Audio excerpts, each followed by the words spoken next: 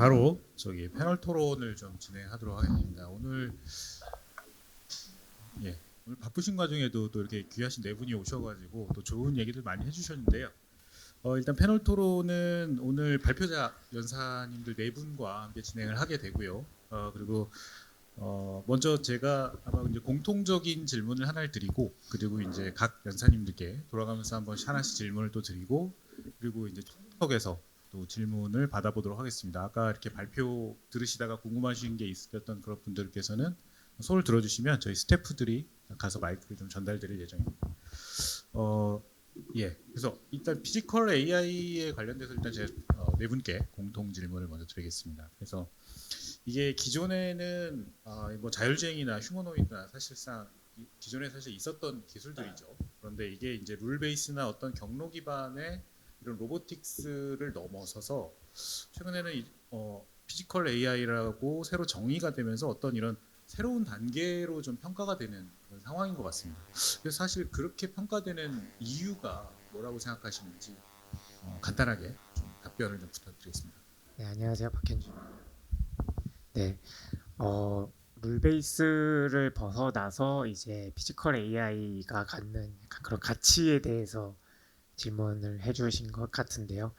약간 피지컬 AI가 기존 룰베이스를 대체할 수 있는 영역이 있고 아닌 영역이 있는 것 같습니다. 예를 들면 휴머노이드 로봇이 산업용 로봇이 했던 일을 대체하는 기에는 생산성이 안 나오는 경우가 또 있을 것 같거든요. 그래서 대체한다기보다 기존 룰 베이스가 커버하지 못한 영역을 생성형 AI나 피지컬 AI가 커버를 함으로써 좀 더 자동화 유래나 생산성 증가를 아니면은 뭐 이런 노동력에 대한 그런 긍정적인 영향을 끼치는 것에 대해서 우리가 높게 가치를 평가하고 그래서 기대감이 큰 게 아닌가라는 생각을 합니다.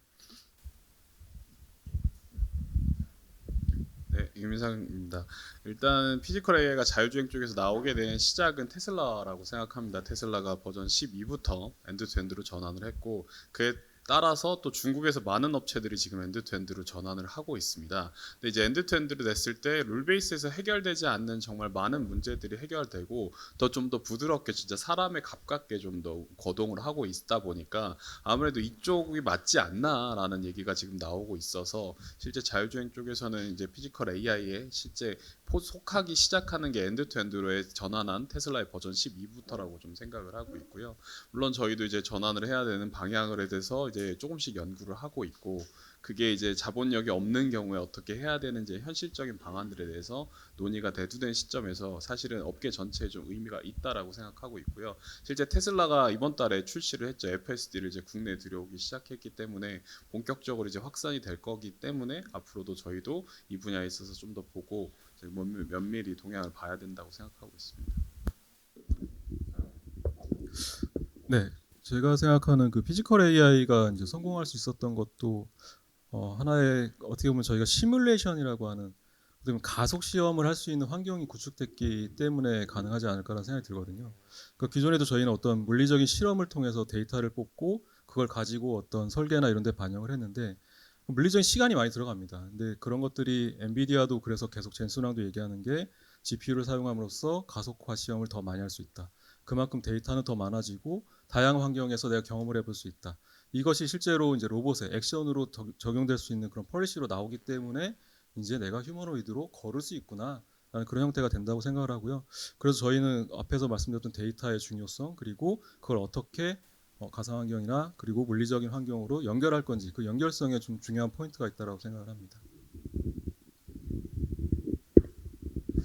네, 뭐 앞에 장계봉 실장님이 얘기해 주신 거랑 뭐 이어지는 얘기일 것 같은데 어쨌든 이 동적이고 굉장히 불규칙한 환경에 대해서 좀 이제 피지컬 AI가 좀 지능적으로 이제 적응할 수 있다는 게 이제 굉장히 큰 차이라고 보고 있습니다. 뭐 젠슨왕 같은 경우도 이제 뭐 월드 모델이나 이제 이런 세계 모델 같은 것도 굉장히 많이 강조를 하고 있고 사실 이 피지컬 AI가 이제 마주하게 될 상황들이 굉장히 불규칙하거든요. 아까 제가 앞에서도 뭐 여러 가지 사례를 보여드렸는데 뭐 갑자기 앞에서 사람이 나타난다든지 뭐 조명이나 온도, 습도 뭐 아까 그리고 조선업에서 또 암묵지라고 얘기를 많이 해주셨는데 굉장히 와닿는 단어인 것 같습니다. 이런 굉장히 불규칙한 상황들까지도 예측해서 이제 학습이 가능하다는 점에서 좀 이제 주어진 상황뿐만 아니라 이제 피지컬 AI가 이런 예측이 더 가능할 것이라고 보고요.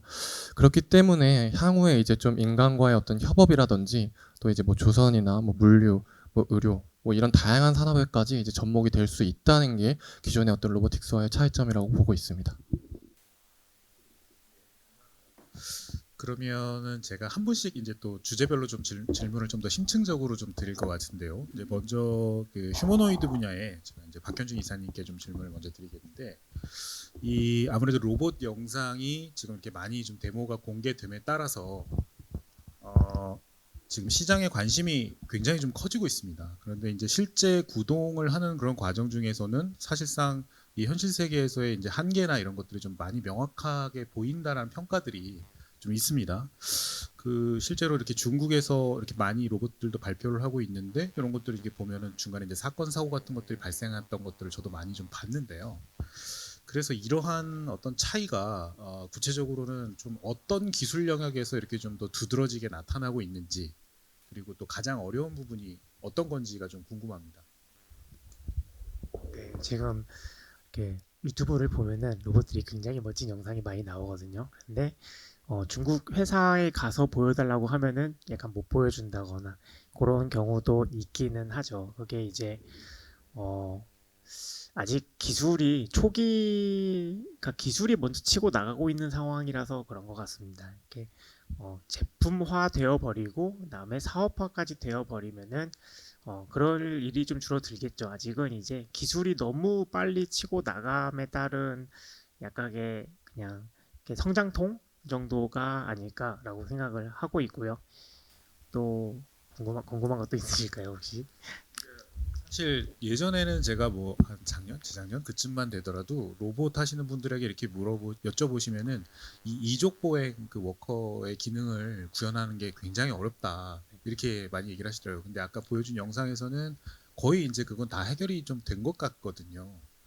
그래서 이 정도의 어떤 기술의 진척사항이라고 한다면, 또 이거 외에 어떤 좀 다른 애로사항이나 기술적인 어떤 문제점에 봉착하는 것들, 그러니까 자연스러운 휴머노이드, 아까 보여주셨던 그 테슬라의 옵티머스 정도 수준으로 만약 하기 위해서는 이렇게 넘어야 할 어떤 기술적 산 같은 것들이 어떤 것들이 있는지 해결하려면. 우리가 기술적으로 해결해야 갈 길도 사실은 멀지만 그런 기술을 개발하기 위한 환경 쪽에서 개선해야 될 게 더 많이 있는 것 같아요. 네, 특히 이제 GPU가 많이 필요하고요. 그 다음에 요즘에는 또 이제 전기 인프라 문제가 있습니다. 요즘에 이제 옛날에 다들 잘 아시겠지만 대학에서 이렇게 과제를 하면 그런 전기세는 또 약간 간접비나 이런 지원하는 영역으로 넘어가 있는데 GPU나 전기를 너무 많이 쓰다 보니까 그 영역을 또 학교에서 감당을 해내지 못하는 상황이 오더라고요. 그래서 요즘에 옛날에는 GPU를 외쳤는데 지금은 또 인프라를 외치고 있거든요.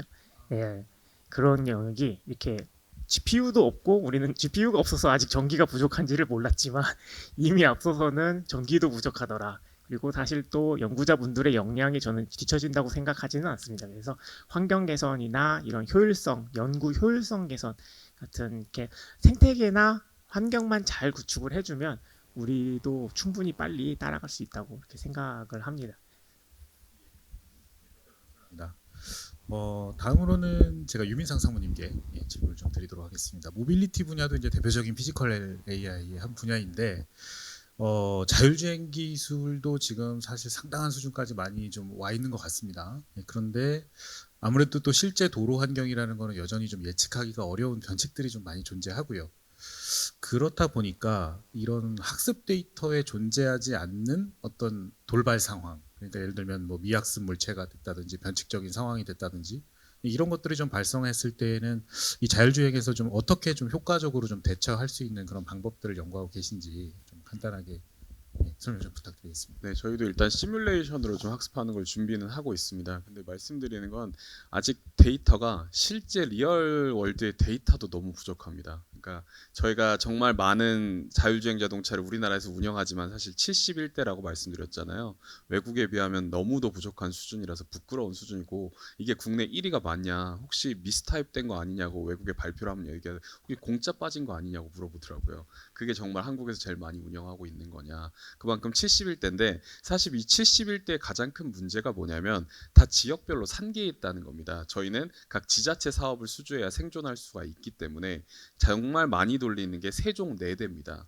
그러니까 4대 가지고 한 지역에서 학습을 계속하면은 정말 저희가 뭐 24시간 버스를 돌릴 수 있는 건 아니잖아요. 그러다 보니까 자율주행 데이터 자체가 진짜 너무너무 부족해서, 그러니까 어떤 리얼 월드의 데이터로 학습시키기에도 지금도 데이터가 너무 부족하고, 지금 뭐 시뮬레이션까지 가지 않아도 됩니다. 그냥 리얼 월드 데이터만으로도 실제 너무 부족한 수준이라서, 그래서 그걸 모든 변수를 다 완벽하게 이렇게 시뮬레이션 할 때는 정말 리얼 월드의 데이터가 충분히 들어와서 엣지 케이스나 이런 것들에 대해서 어느 정도 학습이 됐고, 여기서 보다 완벽한 1%를 위해서, 보다 완벽한 고도화를 위해서 나갈 때 시뮬레이션이라든지 이런 학습이 필요한데, 아직은 그 단계까지 가기에도 너무도 턱없이 부족하다라고 봐주시면 될 것 같습니다. 지금 말씀에 의하면 사실상 이제 그 어쨌거나 지금 업계에서 가장 잘하고 있는 거는 테슬라인 것 같은데요. 완성도가 높은 것은. 그러면 결과적으로 궁극적으로는 이제 우리 이 뭐 연구자들이나 이런 개발자들 또는 기업에서 사실상 이제 추구하는 거는 완전한 자율주행이라고 목표를 삼고 있는 것 같습니다. 4단계 자율주행. 그러면 지금 성문님께서 보시기에는 이런 가장 어떻게 보면 프론티어에 있는 이 기업들을 기준으로 봤을 때에 이 자율주행 4단계는 언제쯤 혹시 올 거라고 예측을 하시는지, 그리고 또 이제 우리나라에 그런 것들이 좀 하려면 그 갭은 어느 정도라고 보시는지요? 테크니컬 갭이 가장 많이 질문 받는 것 중에 하나인데, 저는 일단 테크니컬 갭은 글로벌 탑 티어 대비 한 2, 3년이라고 생각을 하고 있습니다. 왜냐하면 그 웨이모가 부동의 전 세계 1위인데 2009년에 설립이 돼서 무인 자율주행을 피닉스에서 400명을 대상으로 하는데 9년이 걸렸습니다. 2018년에 피닉스에서 무인 자율주행을 시작을 했거든요. 9년이 걸렸고, 세계 2위였던, 지금은 로보틱스 사업을 멈췄지만 GM의 크루즈, 세계 2위였던 GM의 크루즈가 뭐 현재까지도 무인 자율주행 거리는 세계 1위입니다. GM 크루즈가 2013년에 창업해서 샌프란시스코 야간에 공원 주변만 무인 주행을 하는데 9년이 걸려서 2022년에 무인 주행을 시작했습니다. 둘 다 9년이 걸렸거든요. 근데 우리나라는 아직은 무인 자율주행을 정책적으로 할 수가 없습니다. 일단 규정으로 본다라고 하면 무인 자율주행이 한다면 시속 10km를 초과할 수가 없고요. 그 요건은 이제 다음 달에 행정 예고가 돼서 무인 자율주행 요건이 마련될 예정입니다. 근데 무인 자율주행 요건이 마련돼도 우리는 무인 자율주행을 할 수 없는 제조사 이유는 원격 주행이 금지가 되어 있습니다. 구글의 그 웨이모나 테슬라나 모두 다 원격 주행을 하고 있습니다. 우발 상황에서 아직은 기술이 완벽할 수 없기 때문에 원격 감시다가 모니터링하고 있다가 개입을 하는 게 다 보편화되어 있는데, 우리는 UN 레귤레이션을 따르기 때문에 UN 레귤레이션상 원격 주행은 금지가 되어 있습니다. 차량과 사람의 거리가 6m에서만 원격 주행을 할 수가 있습니다. 원격 주차만 허용해 주기 위해서 개발된 규정이라고 보시면 될 것 같고요. 그래서 원격 주행이 되기 전까지는 무인 자율주행을 제조사 입장에서 할 수가 없습니다. 너무 많은 리스크를 져야 되기 때문에. 그래서 내년에 정부에서는 이제 원격 주행을 허용할 계획을 가지고 있습니다. 그래서 결론적으로 2026년까지 무인 자율주행 규정과 원격 자율주행 규정이 개정이 되면 2027년에 무인 자율주행이 시작될 것이라고 보고 있고요. 그렇다라고 하면 테슬라가 아니라 구글의 웨이모나 GM의 크루즈나 실제 9년이 걸렸던 것처럼 저희가 그때부터 무인 자율주행을 하고, 그때부터 아까 첫 번째 질문에서 하셨던 것처럼 리얼 월드에 의미 있는 데이터들이 쌓이고, 그래서 학습을 해나간다라고 하면 한 2, 3년 정도 뒤쳐져 있다라고 보고 충분히 따라잡을 수 있다라고 생각을 하고 있습니다. 어떻게 보면 좀 법이나 제도적인 측면의 해결이 좀 더 이렇게 필요한 그런 상황으로 볼 수 있겠네요. 그럼 아까 그 미국의 사례 같은 경우에는 좀 이렇게 어떤 특정 지역에만 좀 이렇게 국한되어져서 이렇게 구현이 되는 경우가 좀 있지는 않을까요? 예를 들면 어떻게 보면 좀 복잡도가 많이 높지 않은 이제 그런 지역들인 거죠. 혹시 그렇지는 않을까? 시작은 그렇게 했습니다. 피닉스주에서 시작을 했고요. 물론 크루즈 같은 경우에 샌프란에서 시작했기 때문에 꼭 그게 일반화되어지는 않다라고 보이고 테슬라도 지금 오스틴에서 시작했기 때문에 꼭 그게 한적하다고 보여지지 않습니다. 예, 잘 알겠습니다. 예, 감사합니다. 그다음에 이제 조선 분야 쪽에 장 실장님께 제가 좀 질문을 좀 드리겠습니다. 그 아까도 이제 설명을 해주신 그 자료에도 이렇게 잘 나와 있지만은 또 조선소 환경이 사실 보면은 되게 좀 복잡할 것 같아요. 뭐 대형 구조물들도 많이 있고 그리고 또 뭐 시야가 가려진다거나 아니면 뭐 이렇게 금속 환경에서의 어떤 어떻게 보면 뭐 통신에 대한 오류, 뭐 센서 간섭, 뭐 이런 것들도 왠지 있을 수도 있을 것 같고요. 그리고 또 이제 용접이 어떻게 불꽃이 튀거나 뭐 이런 상황도 좀 있을 것 같은데 굉장히 좀 다양한 이런 현장에서의 불확실성이라는 게 좀 존재할 것 같습니다. 그러면 이런 것들을 시뮬레이션 할 수 있을 때 어떻게 보면 이런 실제 상황과의 어떤 괴리, 그러니까 이제 심투 리얼 같은 거를 좀 완벽하게 좀 최대한 어떤 식으로든지 좀 그 갭을 좀 줄이는 방향으로 좀 극복하는 것이 좀 가능할까요? 이게 한다면 또 어떤 방식으로 이게 가능할지 설명 좀 부탁드리겠습니다. 저희 뭐 다 공통적으로 겪는 고민인 것 같고요. 근데 저희도 마찬가지로 시뮬레이션으로 모든 걸 해결하겠다, 뭐 이렇게는 거의 불가능하기 때문에 그런 가변하는 환경들을 가급적이면 좀 카테고라이징을 정해서 어떻게 보면 좀 형식화하는 형태로 가져가려고 하고, 그럼에도 불구하고 좀 빈 영역들이 생길 겁니다. 근데 그런 부분들은 앞에서도 뭐 자동차도 유사한 것 같은데 저희도 마찬가지로 좀 실제 데이터들이라던가 어떻게 보면 좀 운영을 하면서 계속 지식을 축적하는 그런 관계로 그런 프로세스로 만들어 놔야지만 이 빈틈을 계속 메꿀 수 있다고 생각하고요. 앞으로도 계속 기술 발전이 될 것이란 기대감을 갖고서는 그런 부분들이 조금씩 완성되지 않을까 그런 생각을 하고 있습니다. 그러면 이제 말씀하신 걸 종합해 보면 어떻게 보면 이제 시행착오라는 것이 있을 수밖에 없다라는 거를 그 얘기를 하신 건데, 그러면 이런 시행착오에 대한 그 이렇게 어떻게 보면 뭐라 할까요? 기업의 어떤 버퍼 이거를 좀 견딜 수 있는, 그러니까 실패가 하더라도 이렇게 좀 견뎌낼 수 있는 그 정도의 어떤 그런 것도 좀 두고 계십니까? 사실 버퍼를 두진 않고요. 예. 뭐 이제 어떻게 보면 저희 이제 기업이란 게 어쨌든 실적을 내야 되는 게 중요하기 때문에 뭐 병행하면서 가고 있다라고 이해를 해주시면 될 것 같고, 그걸 언제까지 기다려줄 것인가 뭐 이런 거는 사실 정해진 수치는 없는 것 같습니다. 그럼에도 조금씩 나아지고 어떻게 보면 당장 적용할 수 있는 것들은 현실화하고 이런 식의 전략을 좀 갖고 있다고 보시면 될 것 같습니다. 조금 더 연장된 질문일 수도 있는데 아까 이제 발표 자료에서 보면은 결국은 이 로봇 AI 장인을 만드는 것을 목표로 하신다고 했는데, 그럼 이런 전문가 정도의 숙련을 갖고 있는 AI 형태가 뭐 언제쯤 또 얼마만큼 이게 가능할지가 좀 궁금하고요. 그리고 이거를 그러면 완벽하게 이런 단계까지 추구를 하시는 걸지 아니면 어떻게 보면 좀 보조나 조수의 역할을 좀 하는 형태로 좀 계획을 하시는지. 어, 계속 좀 비슷한 것 같긴 한데 완벽한 거를 당장 현실화하기는 좀 어려울 것 같고요. 지금은 어떻게 보면 장인들이 갖고 있는 노하우들을 데이터화하고 축적하는 게 더 중요한 포인트라고 생각을 하면 될 것 같습니다. 사실 이제 시간은 계속 흐르고 있고 그분들이 은퇴를 하시면 그 데이터는 이제 없어지거든요. 그래서 저희는 그 데이터 축적과 그리고 그 데이터 안에서 할 수 있는 현재 당장 할 수 있는 그런 기술들을 적용을 하고, 그건 당연히 이제 아직까지는 좀 사람이 개입을 해서 보정을 해주고 중간중간 연결을 해줘야 될 필요성이 있습니다. 그래서 그런 좀 같이 기다리면서 같이 성장을 한다라고 봐주셔야 될 것 같고요. 그래서 사람의 역할은 저는 그래서 연결을 하는 게 가장 중요한 포인트가 되지 않을까라고 생각을 하고 있습니다. 예, 그리고 아까 첫 번째 발표를 해주신 우리 연구소의 이혜수 박사님께 또 질문을 드리도록 하겠습니다.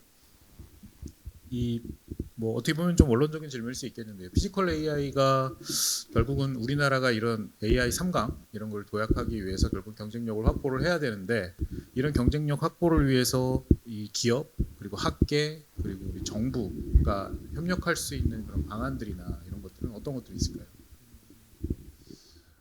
사실 뭐 앞에서도 계속 많이 말씀해 주셨지만 이 피지컬 AI라는 생태계라는 게 이제 굉장히 복잡합니다. 뭐 지금 뭐 해야 될 게 굉장히 많죠. 뭐 데이터 산업별 뭐 데이터 확보라든지 뭐 앞에서 말씀해 주셨던 뭐 VLA 모델이나 뭐 시뮬레이션 모델 개발이라든지 뭐 그리고 뭐 안전, 뭐 규제, 뭐 현장 실증 이런 것들이 굉장히 모두 결합되는 복합 생태계입니다. 그래서 뭐 산학연 뭐 그리고 정부가 좀 단독적으로 움직여서는 이 글로벌 경쟁 대응에는 조금 이제 한계가 있을 것 같고요.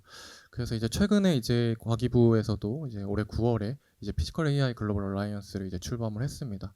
그래서 이제 5개 이 생태계 분과랑 이제 5개 그 이 도메인 분과가 이제 정해져 있고요.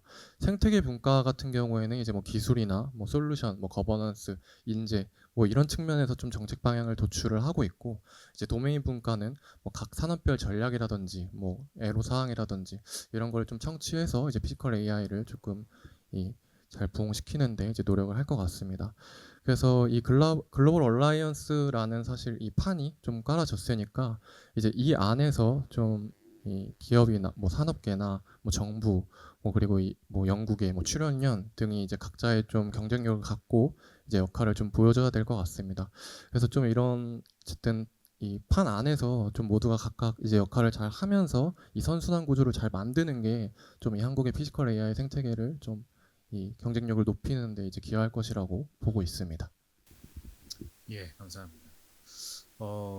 어떻게 보면 또 좀 공통 질문이 또 하나 될 수 있겠는데요. 지금 이제 새 정부가 들어서서 이제 국정과제가 발표가 됐죠. 그래서 국정과제가 발표가 돼서 또 아까 박 이사님께서도 얘기하셨지만 이제 GPU가 굉장히 좀 모자라다. 이거에 대해서 좀 비용도 좀 많이 들고 확보가 좀 어렵다. 그래서 정부 쪽에서 이제 적극적으로 나서서 사실 GPU도 좀 확보하려고 하고 있고요. 자동차 분명에 관련된 것도 이제 국정과제로 들어가 있고 또 조선업 같은 경우도 또 우리나라의 또 군간 산업이니까 중요하게 또 들어가 있는 것 같습니다. 그래서 세 분께 조금 더 간단하게만 좀 질문을 드리자면 그럼 지금 현재에 있는 이런 정부 정책의 방향성과 그다음에 어떤 정부에서 지금 추진하고 있는 다양한 이제 과제들이 또 이제 막 나올 텐데 사업들이 어떤 부분을 조금 더 집중적으로 뭔가 조금 더 해결해 줬으면 좋겠다라는 식의 그런 얘기들 좀 있을까요? 물론 아까도 뭐 데이터가 모자라서 데이터를 좀 더 해야 된다 그런 게 있었는데 정책적으로 정부 차원에서 뭔가 좀 더 풀어줘야 할 것들 조금 더 현장에서 직접 이렇게 해야 할 것들이 어떤 것들이 있는지 간단하게만 말씀 부탁드리겠습니다. 네, 비슷한 의견들일 것 같긴 한데 첫 번째니까 개인적으로 생각이 드는 거는 우리가 그 연구 개발을 하는 데 있어서 너무 많은 신뢰 비용이 지출이 되는 것 같습니다. 그러니까 예를 들어 부품을 하나를 사면은 사진을 찍어가지고 검수증을 올려야 되는데, 네, 사실 물건을 구매한 거면은 어차피 연구를 위해서 구매를 했을 텐데 정부 그걸 과제를 지원받는 경우를 얘기하시는 거죠? 네네네. 근데 이제 그런 그거를 이제 작게 시작해서는 거기서부터 우리가 그런 서로 간의 신뢰를 위해서 사용되는 지출이 너무 많은 것 같습니다.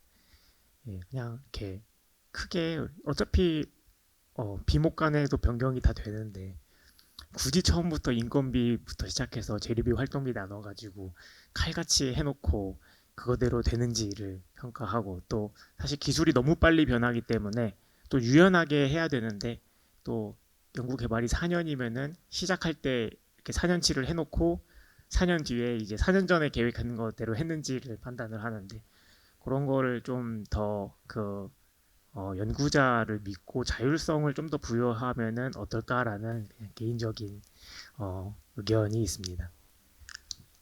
네, 그렇습니다. 예, 알겠습니다. 뭐 사소한 행정 같은 걸 좀 줄여주고 그리고 이제 연구자 중심의 행정 같은 게 있으면 좋겠다. 알겠습니다. 네. 자율주행 분야에서 설명드리면 저희한테 가장 필요한 것은 시장을 열어주는 정책입니다. 그러니까 지금 10년째 자율주행 법규는 안 만들어지고 있고 그래서 자국 법규를 만들기 시작했다고 말씀드렸잖아요.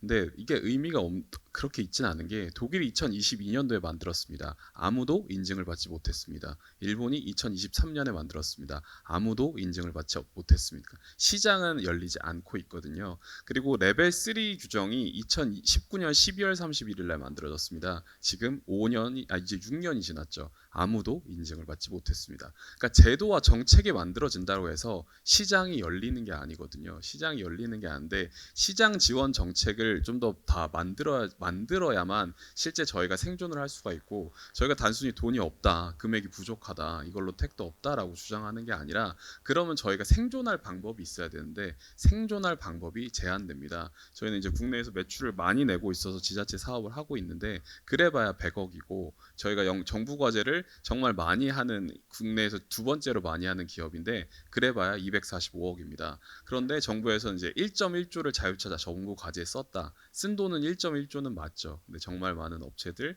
정말 많은 하다 보니까 가장 많이 한 저희 업체가 245억밖에 되지 않습니다. 그러니까 이렇게 돈은 부족한데, 그러면 이 시장이 열리기 전까지 지원해서 이들이 생존할 수 있도록, 그때까지 살아남을 수 있도록 좀 도와주는 정책들이 필요하거든요.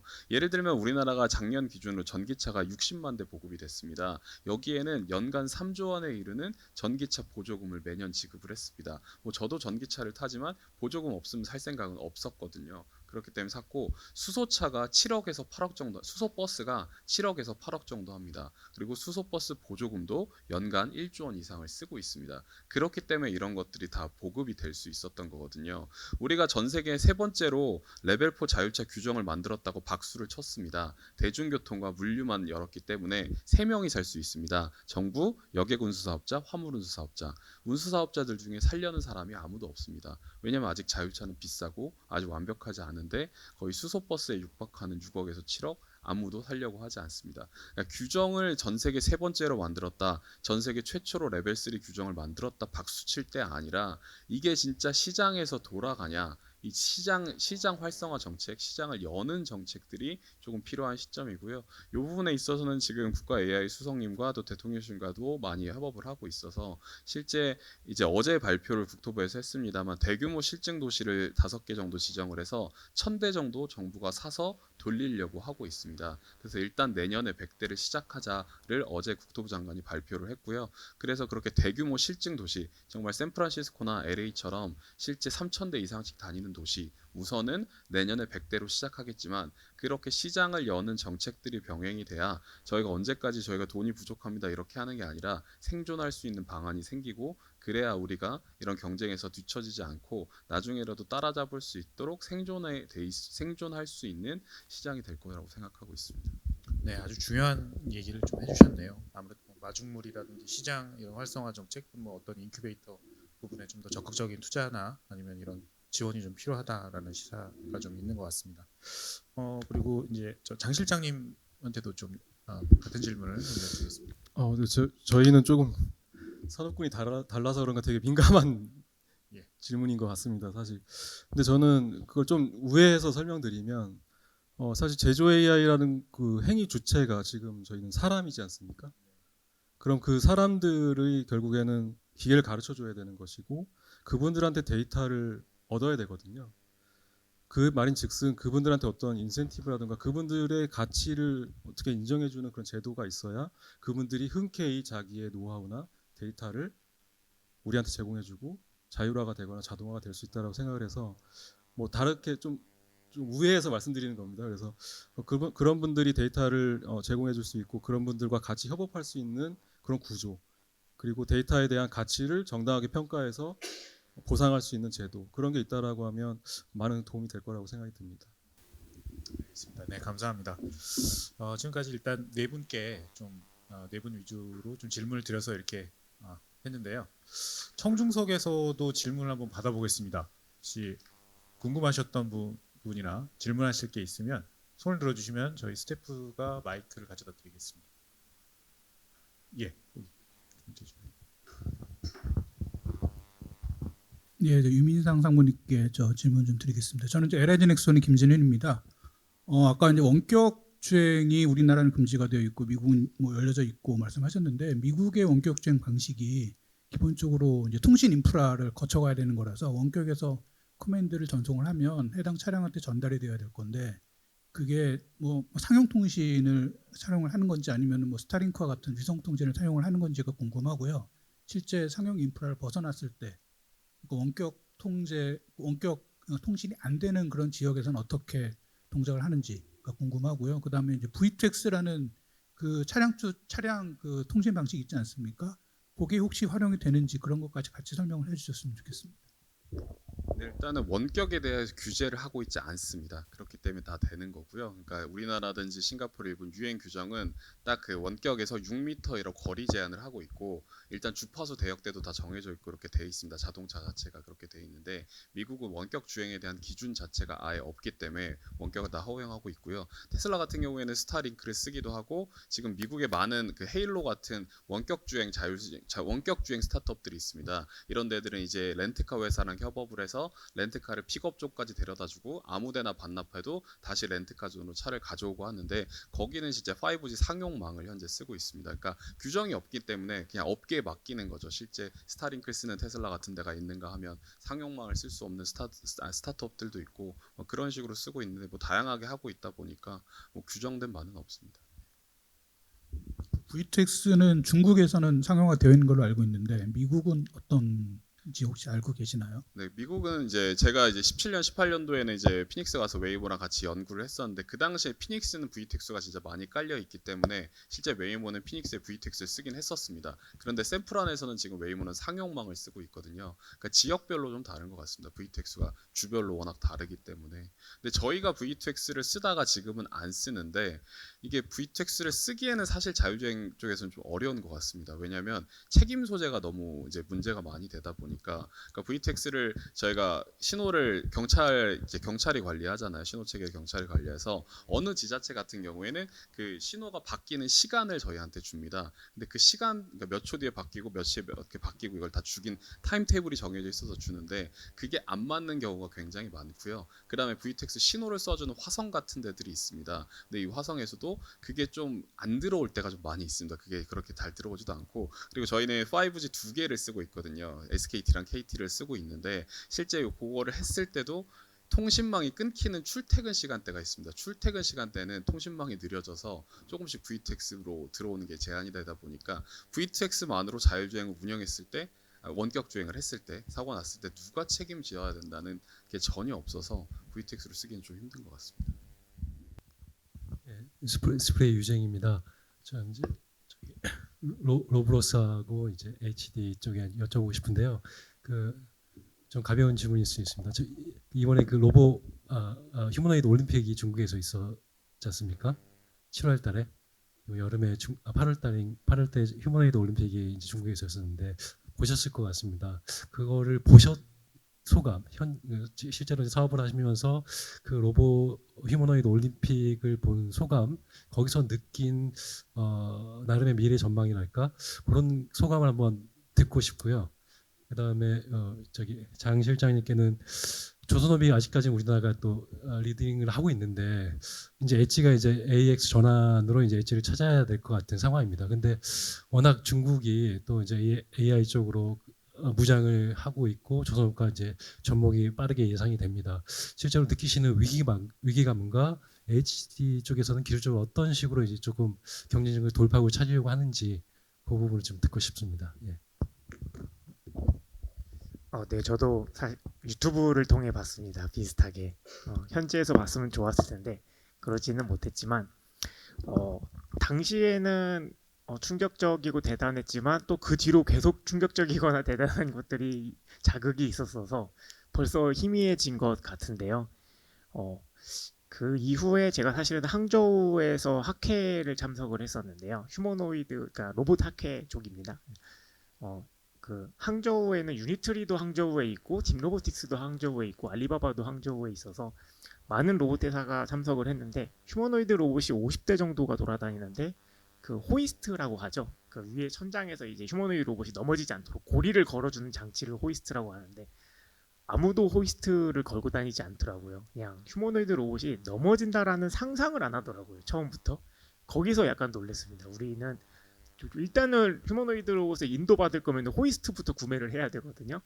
호이스트도 마침 잘 맞는 걸 사려면 이제 의료용에 이제 좀 거동이 불편하신 분들을 위해서 만들어진 거가 좀 더 튼튼하고 잘 나와서 그거를 사용을 하는데 이렇게 같은 시대를 살고 있는데 기술이 이렇게 다르고 또 미국에서도 휴머노이드 로봇 이렇게 멋지게 나온 영상들을 잘 보면 천장에 호이스트가 없더라고요.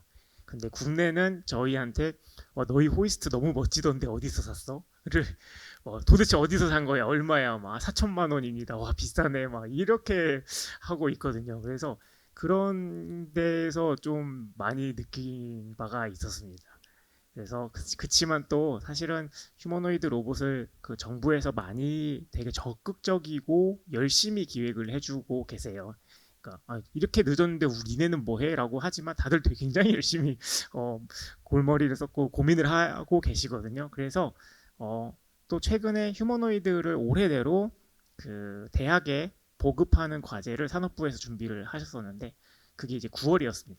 그러니까 3, 4개월 내로 휴머노이드 로봇을 대학에 보급할 수 있는 3개 팀을 뽑겠습니다라고 하니까 11개 팀이 손을 들었어요. 그래서 대한민국의 휴머노이드 회사가 11개나 있었나? 라는 생각을 했거든요. 근데 벌써 로보월드를 가니까 더 많아졌더라고요. 그래서 한 1년이면 우리도 휴머노이드 회사가 한 20개 넘어갈 것 같고 그리고 또 1년 뒤면은 꽤나 많은 로봇들이 잘 걷고 있을 것 같다. 그래서 처음에는 충격적이었지만 지금은 우리도 머지 않았다라는 생각을 합니다. 네.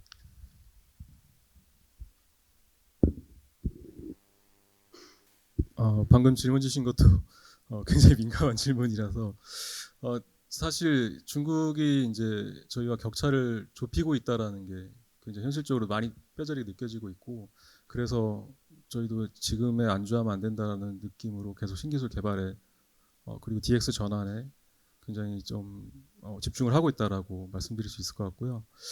다만 이제 저희가 가장 차이점이라고 생각하는 것은 중국이 가장 무서운 거는 저들이 저대로 계속해서 시간과 경험을 축적하는 것이거든요. 사실 조선업 분야에서 저희가 갖고 있었던 그동안의 시간 축적과 경험들을 아직까지 그들은 못 배웠다라는 게 그나마 희망적인 부분일 것 같은데 조만간 따라잡겠죠. 그러니까 특히 이제 AI 기술을 어떻게 잘 활용할 것이냐의 관점에서는 똑같은 동등한 위치라고 생각이 들고 그러면 우리가 그동안 갖고 있었던 시간에 대한 그런 가치를 얼마나 잘 전환할 것이냐 이게 가장 큰 숙제라고 생각이 듭니다.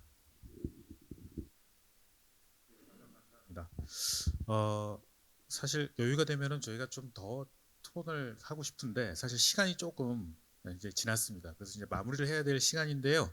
더 이상 혹시 좀 추가 질문이 있을까요? 한 번 정도만. 예. 마이크 좀 부탁드리겠습니다. 네, 포인트 데일리 권상희 기자입니다. 오늘 발표 너무 재미있게 잘 들었고요. 그리고 조선이나 자율주행 또는 보행처럼 이제 오늘 발표에서 공통적으로 언급된 어려움 중에 하나가 결국에는 현실 세계의 데이터의 부족이라고 제가 이해를 했는데요. 그러면 실제 사고나 극단적인 데이터 혹은 돌발 상황 데이터 확보가 어려울 때 시뮬레이션으로도 보완을 한다고 말씀을 하셨지만 이런 한계를 해결하기 위해서 민간 기업 간의 데이터 거래나 공유 시장을 활성화하거나 내부에서 자체 이제 뭔가 현업을 아시는 분들끼리 인위적으로 촬영을 한다든가 해서 인위적으로 연출한 데이터 세트를 만들거나 하는 방식이 현실적으로 가능한지 그리고 또 기술적으로 어떤 제약이 있는지 이런 시나리오에 대해서는 생각해 보신 적이 있는지 궁금합니다. 네 분 중에 어떤 분이 대답해 주셔도 감사할 것 같습니다. 자율주행 쪽에서 말씀드리면 저희는 데이터 공유가 불가능합니다. 왜냐하면 사실 저희가 웨이모 데이터 다 줘도 쓸 수가 없습니다. 그러니까 센서 구성이 자율차 회사마다 다 다르거든요. 그러니까 웨이모 같은 경우에 뭐 128채널 루프라이다를 쓴다든지 뭐 저희는 그렇게 돈이 없기 때문에 32채널, 40채널 우측하고 이제 전후방만 쓴다든지 또 어떤 그 위라이드 같은 경우에는 뭐 6개를 쓴다든지 다 다르거든요. 그걸 가지고 판단하는 과정이 다 다르기 때문에 거기서 수집된 데이터를 저희한테 줘도 아무런 의미가 없고요. 그다음 저희가 줄 수 없는 이유는 그 데이터들을 보면 이 자율차가 어떻게 차로 변경을 하는지 차로 유지를 하는지를 판단할 수가 있습니다. 리버싱 엔지니어링이 가능하거든요. 레퍼런스 포인트를 뭐로 잡고 있구나, 뭘 가지고 들어와서 이렇게 판단했겠구나가 다 보이기 때문에 그 데이터가 공유되면 결국에 리버싱 엔지니어 위험이 있기 때문에 어떤 회사도 서로 공유할 생각이 없습니다. 저희가 이제 마무리를 해야 할 시간이 됐습니다. 혹시 죄송하지만 추가적인 질문이 있으면 저희한테 또 이메일이나 이런 걸 주시면 저희가 또 답변을 드리고 그렇게 하도록 하겠습니다.